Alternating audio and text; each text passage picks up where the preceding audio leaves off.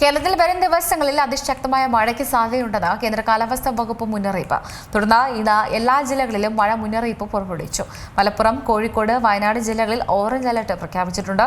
ബാക്കിയുള്ള ജില്ലകളിൽ യെല്ലോ അലർട്ടാണ്. ഒരാഴ്ച സംസ്ഥാനത്ത് ശക്തമായ മഴയ്ക്ക് സാധ്യതയെന്നാണ് കാലാവസ്ഥാ വകുപ്പ് അറിയിക്കുന്നത്.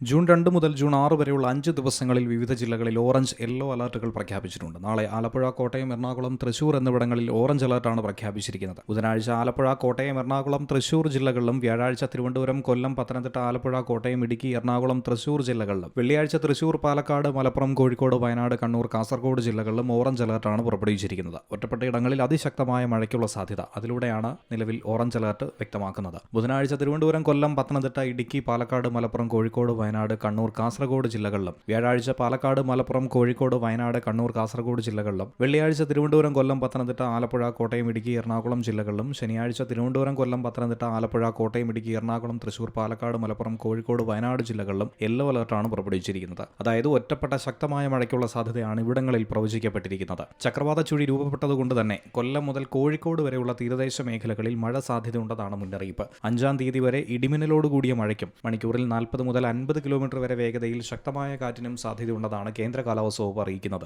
സംസ്ഥാനത്ത് മറ്റന്നാൾ കാലവർഷം എത്തുമെന്ന സൂചനയും ഇതോടൊപ്പം തന്നെ വരികയാണ്. കേരളം, ലക്ഷദ്വീപ് തീരത്ത് വ്യാഴാഴ്ച വരെ മീൻ പിടിക്കാനും വിലക്ക് ഏർപ്പെടുത്തിയിട്ടുണ്ട്. അതോടൊപ്പം തന്നെ പൊതുജനങ്ങൾക്കായുള്ള പ്രത്യേക ജാഗ്രതാ നിർദ്ദേശങ്ങളും ഇതോടൊപ്പം തന്നെ ചൂണ്ടിക്കാണിക്കുന്നു. ഉരുൾപൊട്ടൽ, മണ്ണിടിച്ചിൽ, മലവെള്ളപ്പാച്ചിൽ സാധ്യതയുള്ള മേഖലകളിൽ താമസിക്കുന്നവർ അധികൃതരുടെ നിർദ്ദേശാനുസരണം സുരക്ഷിതമായ ഇടങ്ങളിലേക്ക് മാറി താമസിക്കേണ്ടതാണ്. നദിക്കരകൾ, അണക്കെട്ടുകളുടെ കീഴ്പ്രദേശങ്ങൾ എന്നിവിടങ്ങളിൽ താമസിക്കുന്നവരും അപകട സാധ്യത മുൻകൂട്ടി കണ്ട് അധികൃതർ നൽകുന്ന നിർദ്ദേശാനുസരണം മാറി താമസിക്കുക.